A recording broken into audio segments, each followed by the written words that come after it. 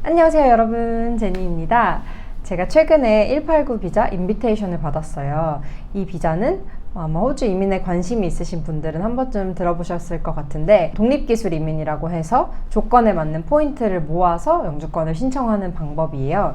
최근에 호주 정부에서 정말 많은 영주권을 뿌리고 있어서 그런지 몰라도 가끔 이민이나 유학, 영주권, 비자 관련된 질문을 주시는 분들이 계세요. 제가 전문가는 아니고 이민법이나 이민제도, 유학원 이런 데 종사하는 사람도 아니지만 그냥 이런 모든 과정을 겪었던 한 사람으로서 제가 호주에 처음 발을 디뎠던 2015년 3월 3일부터 지금까지 어떤 비자를 거쳤고 어떤 준비를 했고 또 그 비자에 대한 간단한 설명 이런 것들을 한번 해서 여러분과 나눠보고 싶어요. 유학을 준비하시는 분이나 특히 회계사로 호주 이민을 준비하시는 분들께 큰 도움이 될 거라고 생각합니다. 정리하면서 보니까 제가 총 5가지 비자를 거쳤더라고요. 그래서 좀 긴 영상이 될 것 같은데 타임라인을 해놓을 테니까 필요하신 부분만 보시면 되겠습니다. 첫 번째는 워킹홀리데이 비자고요. 두 번째는 학생 비자를 제가 2번 받았었고, 세 번째는 졸업생 비자, 그 다음 스폰서 비자, 마지막이 이제 영주권 비자입니다. 워킹홀리데이는 2015년 3월 3일에 시작했어요. 제가 최근에 영주권 신청하면서 이제 출입국 관리 기록을 뗄 일이 있었는데, 그래서 몇 년 몇 월 며칠에 한국에서 출국하고 입국했는지 다 나오더라고요. 아무튼 그래서 워홀은 2015년 3월 3일부터 2016년 1월 9일까지 했습니다. 저는 프랑스로 이제 1년 교환학생을 끝나고 다른 해외 경험을 해보고 싶어서 호주로 워킹홀리데이로 온 케이스인데, 여기서 이제 영주권 준비를 하면서 살다 보니까 워홀 1년이라는 카드는 상황에 따라서 정말 요긴하게도 쓰일 수 있더라고요. 예를 들어서 이제 학생 비자로 공부를 하고 졸업생 비자로 일을 하는 동안에 이제 영주권 신청을 했는데, 이제 그게 나올 때까지 만약에 시간이 빈다, 졸업생 비자가 끝나고 아직 영주권이 안 나왔는데 그 시간이 비면 그때 보통 이제 워킹홀리데이를 안 쓰셨으면 쓸 수도 있고, 그래서 굳이 호주를 나가지 않아도 계속 일을 하면서 그 영주권을 기다릴 수 있다던가 그렇게 쓰이기도 하더라고요. 만약에 저처럼 이제 워킹홀리데이 비자를 미리 썼거나 예를 들어서 스폰을 받지 못했다거나, 그래서 졸업생 비자가 끝나고 영주권이 아직 안 나왔는데 그 기간에 비자가 없으면 결국은 자기 나라로 돌아가서 영주권을 기다리던지 해야겠죠. 이렇게 워킹홀리데이는 나이만 맞으면 이제 받을 수 있는 아주 좀 쉬운 비자 중에 하나이기 때문에 비자와 비자의 갭을 채우는 데도 많이 쓰이는 것 같아요. 저는 이제 호주에 워킹홀리데이로 처음 와서 이미 그 비자를 써버렸고, 또 그 경험이 좋아서 호주에서 계속 있고 싶다, 공부하고 이제 영주권 받고 싶다는 생각이 들었던 사람이기 때문에 이 워킹홀리데이 비자가 나중에 어떻게 쓰일 수 있는지, 유용하게 쓰일 수 있는지 그런 생각도 전혀 못했어요. 그래서 혹시라도 이제 이런 식으로도 워킹홀리데이 비자를 쓸 수 있다는 것을 알려드리고 싶었고, 제가 2015년에 워홀을 왔을 때는 정말 무작정 왔어요. 그때 학생이었기 때문에 딱히 이어갈 커리어가 있는 것도 아니었고 정말 새로운 경험을 그냥 하고 싶어서 도전적으로 왔는데, 저는 그때 유학원처럼 이제 어떤 기관을 통해서 왔어요. 한 2달 정도 일주일에 2번 이런 식으로 영어 수업을 들었고, 그때 이제 그 유학원에서 취업의 기회를 제공해주는 그런 약간 패키지 같은 상품이었어요. 그래서 저는 2달치 학원비를 미리 내야 됐고요. 그때는 이제 여러 가지 정보가 있었지만 제가 아마 충분히 찾아보지 않았겠죠? 그래서 정보도 많이 부족했고 또 뭔가 울타리가 필요했던 것 같아요. 제가 호주에 처음 왔을 때 아무도 모르고 정말 혼자 달랑달랑 왔기 때문에, 낯선 곳에서 혼자니까 그때 잘 모르겠는데 한 200만 원 안팎으로 냈던 것 같거든요. 사실 지금 생각해보면 200만 원의 가치였는지는 잘 모르겠다.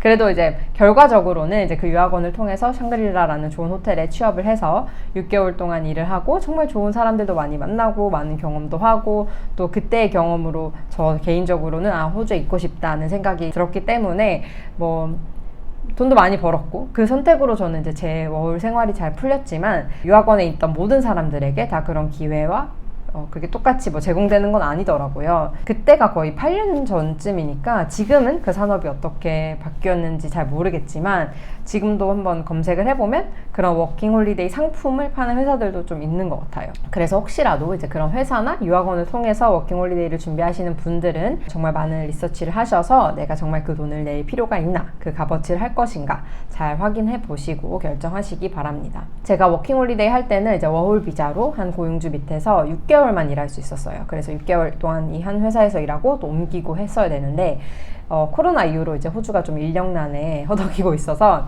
작년에 6개월 제한이 임시적으로 중단되고 또 2023년 6월 30일까지는 제한 없이 또 유지된다고 해요. 이런 부분들도 잘 알아보시면 좋겠습니다. 다음은 학생비자입니다. 제가 총 2번 학생비자를 받았는데 한 번은 요리학교를 가기 위해서 받았고 한 학기를 다니고 이제 자퇴라고 하나 이제 그만두고 그 다음에 회계학 석사 과정을 공부했어요. 제가 요리학교에서 대학원으로 옮기는 과정에서 저는 내가 이미 학생 비자가 있는데 그러면 내가 공부할 수 있는 거는 옮길 수 있는 거 아닌가? 라고 단순하게 생각을 했어요. 그래서 쉽게 트랜스퍼가 될 줄 알았고 또 유학원을 통해서 이 트랜스퍼 과정을 진행을 했는데 사실 제가 어떻게 보면 학교에서 나가는 입장이니까 그 요리학교에서는 이 모든 과정에 비협조적이었고 저는 정말 다툼이나 갈등을 피할 수 있으면 피하는데 이 과정에서 정말 전투적으로 임해야 했습니다. 그래서 결국 트랜스퍼는 못하고 타임라인에 보면 갭이 있잖아요. 그 한국에 가서 새로 입학하는 학교에서 다시 학생비자를 받아서 호주로 돌아와야 했습니다. 학생비자는 받고 이제 뭐 학교 다니고 공부하는 비자니까 딱히 특별한 점은 없는 것 같아요. 원래 학생 비자일 때는 이제 학기 중에는 일할 수 있는 제한이 시간 제한이 있었는데 이것도 올해 6월 말까지는 없어졌더라고요. 그리고 또 유학을 준비할 때 공부할 학교와 과를 확실히 정하셨다면 저는 유학원의 도움을 받는 것을 추천을 드립니다. 혼자 할 수도 있지만 사실 유학원을 통해서 한다고 해서 그 유학원의 수수료를 지불하지는 않거든요. 제가 알기로는 학교가 유학원의 그 수수료를 지불하는 걸로 알고 있어요. 학생이 아니라 학교한테 돈을 받는 거죠. 그래서 저는 지금까지 유학원을 통해서 수속할 때 한 번도 돈을 낸 적은 없고 근데 또 이제 만약에 어디서 무엇을 공부할지 모를 때 그럴 때 유학원에 가셔서 저한테 학교를 아직 못 정했는데 이제 이렇게 하시면 아무래도 이제 유학원에서 추천하는 학교들이 많아요. 정말 학생의 입장에서 학생의 인생을 고려해서 추천해 주시는 분들도 많겠지만 간혹 가다가 이제 유학원도 비즈니스니까 수수료를 많이 받을 수 있는 학교들을 추천할 수도 있거든요. 그런 부분에 있어서는 이제 학생분들이 확실하게 자신의 길을 선택해야 한다고 생각합니다. 내 인생이잖아요.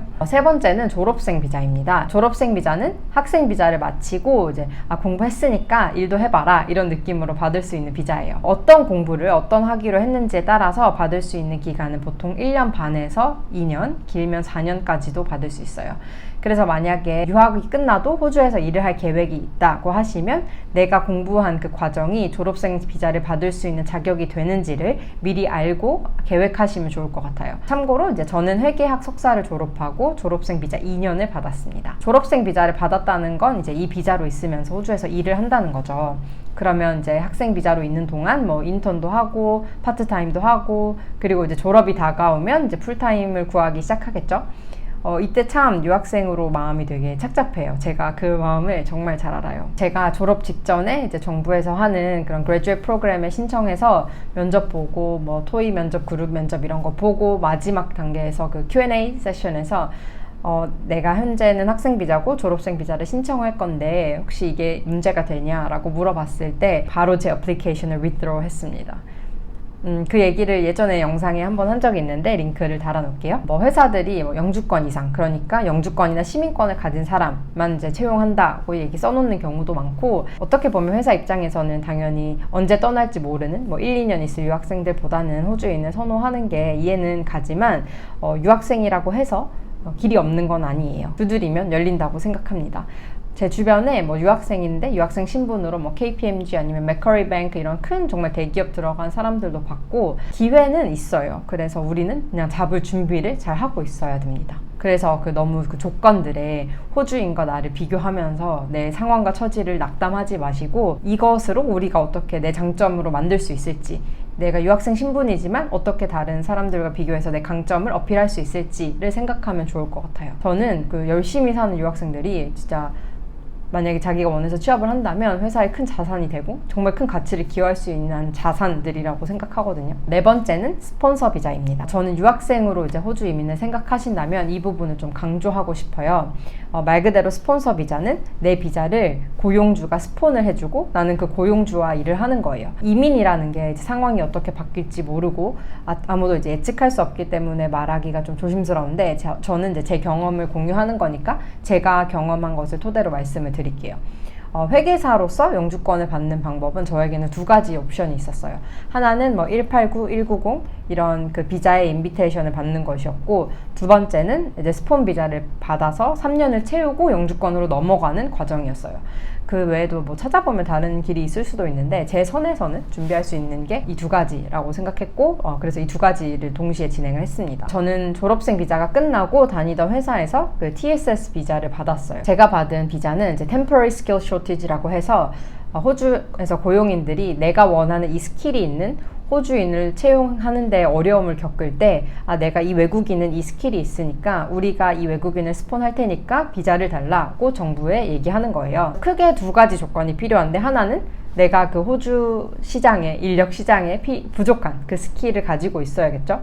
그리고 두 번째는 나를 스폰해줄 고용주를 찾는 겁니다. 저처럼 졸업생 비자로 일하다가 이제 졸업생 비자가 끝났는데 회사에서 우리가 스폰 해줄 테니까 계속 같이 일하자 이렇게 해서 그 스폰 비자를 받는 경우도 있고, 아니면 애초에 처음 입사를 할 때 나 비자가 없으니까 스폰을 해줘야 일할 수 있습니다 라고 해서 일하는 경우도 있습니다. 이 스폰서 비자는 직업이나 국적에 따라서 2년에서 4년, 5년까지도 받을 수 있고요. 저는 회계사로 스폰 비자를 신청해서 4년짜리 비자를 받았고, 이 비자를 소유하고 있는 동안은 이제 이직을 할 수 없고 나를 스폰해준 고용주와 계속 일을 해야 합니다. 만약에 새롭게 나를 스폰해줄 고용주를 찾았으면 비자 트랜스퍼 할 수 있고, 4년 중에 3년 동안은 일을 해야 영주권을 신청할 수 있어요. 비자와 관련된 자세한 사항들은 항상 이미그레이션 웹사이트를 참고해주세요. 마지막으로 189 비자, 이게 제가 호주에서 쓰는 마지막 비자입니다. 이 비자는 이제 영주 비자로 호주에서 제한 없이 거주할 수 있고, 만약에 원하면 시민권으로 바꿀 수 있습니다.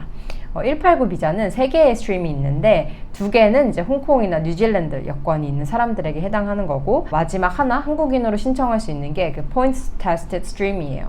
이거는 다양한 기준으로 이제 신청자들을 테스트하고 조건에 맞춰서 내가 그 포인트를 모으고 일정 포인트가 이상이 되면 정부에서 이제 189 비자 인비테이션을 보냅니다. 그러면 그때 비자를 신청할 수 있어요. 간략하게 조건을 말씀을 드리면 나이, 경력, 영어 점수, 학업 이런 기준에 따라서 내가 몇 포인트를 받을 수 있는지 계산을 할 수 있고, 65점이 되면 EOI를 낼 수 있어요. 그래서 EOI는 Expression of Interest라고 해서 내가 이 189 비자에 관심이 있고, 즉 이제 영주권에 관심이 있고 내 포인트는 몇 점이다 이런 거를 이민성에 알리는 거고, 그러면 이제 정부에서 이민 정책에 따라서 이 직군에 몇 명씩 영주권을 줄 건지 결정을 하고, 그 직군의 높은 점수 소지자부터 초대장을 줍니다. 그 인비테이션을 받으면 이제 그 189 비자를 신청할 수 있는 거예요.